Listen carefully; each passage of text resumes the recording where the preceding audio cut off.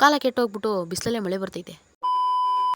ಈಗ ನಾವು 3 ಜನ ಹೊಲಕ್ಕೆ ಮಗ್ಗೆ ಹರ್ಕೊಂಬರಕ್ಕೆ ಹೋಗ್ತಾ ಇದ್ದೀವಿ. ಮನೆಗೆ ಬಂದ್ಬಿಟ್ಟು ಟೀ ತೊಗೊಂಡು ಹೋಗ್ತಾ ಇದ್ದೀನಿ. ಎಲ್ಲಿಗೆ ಅಂದರೆ ನಮಗೆಲ್ಲ ಗೊತ್ತಾಗೋಯ್ತು. ಇರಿ ರಂಗಣ್ಣ, ನಿಮ್ಗೇನು ಗೊತ್ತಾಗಿಲ್ಲ, ನಾನು ಹೋಗ್ತಾ ಇದ್ದಿದ್ದು ಹೊಲಕ್ಕೆ. ಯಾಕಂದರೆ ನಮ್ಮ ಹೊಲದಲ್ಲಿ ಕೆಲಸ ಮಾಡೋರು ಬಂದಿದ್ರು. ಅವರಿಗೆ ನಿಮ್ಗಲ್ಲ ರಂಗಣ್ಣ. ದೇವ್ರು ನಿನ್ಗೆ ಒಳ್ಳೇದು ಮಾಡ್ತದ. ನಿನ್ ಜನ್ಮಕ್ಕೆ ಹೋಗೋ.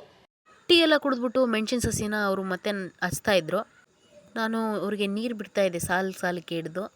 ಫೈನಲಿ ಆಗಕ್ಕೆ ಬಂದಿತ್ತು, ಇನ್ನು ಸ್ವಲ್ಪ ಇತ್ತು. ನಾವು ಬಂದು ಅರ್ಧ ಹೊಲಕ್ಕೆ ಮೆಣಸಿನ ಸಸಿ ಹಚ್ಚಿದ್ದೀವಿ, ಇನ್ನು ಅರ್ಧ ಹೊಲಕ್ಕೆ ರಾಗಿ ಆಲ್ರೆಡಿ ಬಿತ್ತಿದ್ದೀವಿ.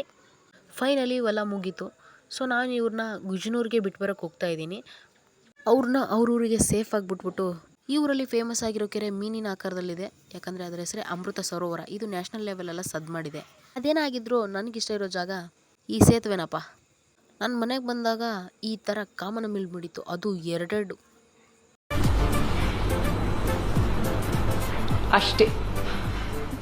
ಸೊ ಇದಾಗಿತ್ತು ಇವತ್ತಿನ ನನ್ನ mini log. Thank you, take care, tata, bye.